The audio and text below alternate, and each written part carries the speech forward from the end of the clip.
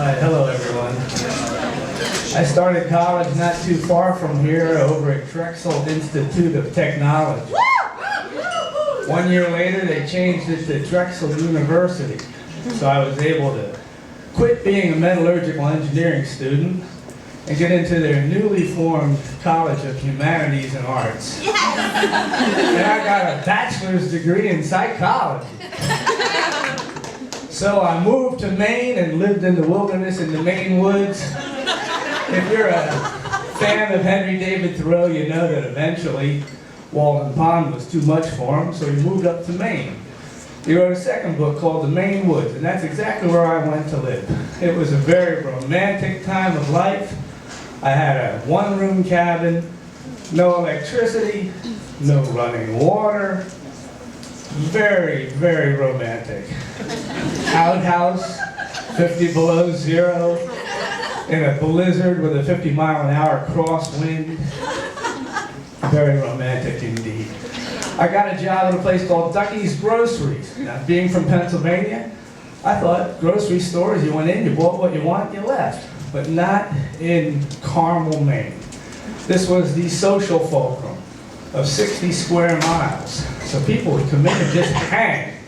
And it took a while to get used to that. You know, there were these guys, the Curtis boys. They were really something. Not only were they brothers, but they were cousins too.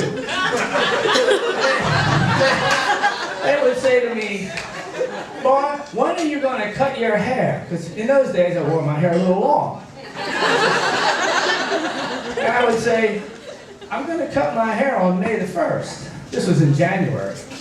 By March, I was feeling pretty like my oats, and they'd say, and they'd come in, "When are you going to cut your hair?" And I'd say, "What are you, brain dead? I told you, May the 1st. So then, when it got to be mid-April, they'd say, "If you don't have a haircut by May 1st, we're going to give you one you're not going to forget." Well, on April 30th, I shaved my head. Had a real long beard. Went into Ducky's on May the 1st with my shaved head. In come the Curtis boys. They looked at me. "Gabe, it's silent."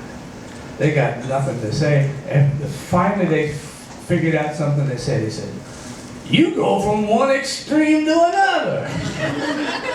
And that was true then. In those days, it did go from one extreme to another. Unlike today, my life now is like pretty routine. Like I can tell you, if it's Monday, I'm wearing Homer J. Simpson underwear. And I'm not kidding. But I was only 24 then, so I needed to get out of there. I had a bachelor's degree in psychology. So I applied for a job at the Bangor State Mental Institution. And I don't know what prompted me, but during the interview I said, "What's the shortest period of time anyone ever kept this job?" And they laughed at each other and said, "Oh, this guy, 3 days." So I got hired to the male schizophrenic chronic ward. My friend needed to borrow my car. First day on the job, so I told her, "Just come back for me in 8 hours and pick me up." Well, I walk into the first day of the job on the male chronic schizophrenic ward. And I'm telling you, normal people in that part of the country are already half crazy. Honestly, the head nurse comes to me on that first day and says to me, "We have a staff meeting this morning, and since you're not involved in anything we're talking about, you just handle the floor. Everyone who worked there left. I didn't even get my keys to the unit yet.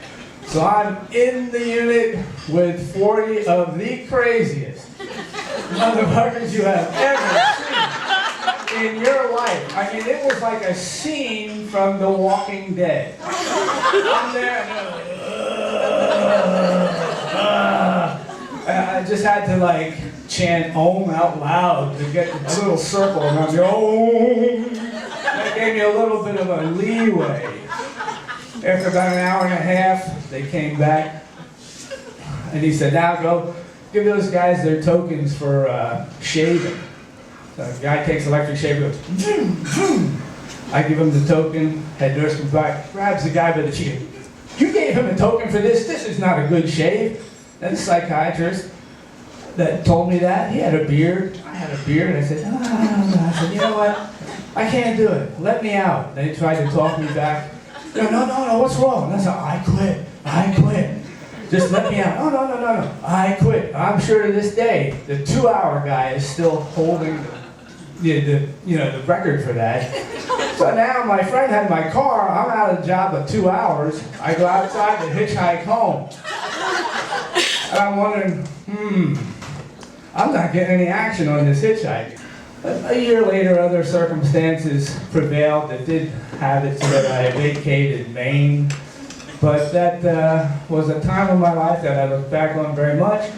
And now, like Sergeant Pepper's Lonely Hearts Club Band, it's getting very near the end. And to my friends and family who are here tonight, all you need to do is get a little stone in the Charles Evans Cemetery, and on it put 2 words: I quit.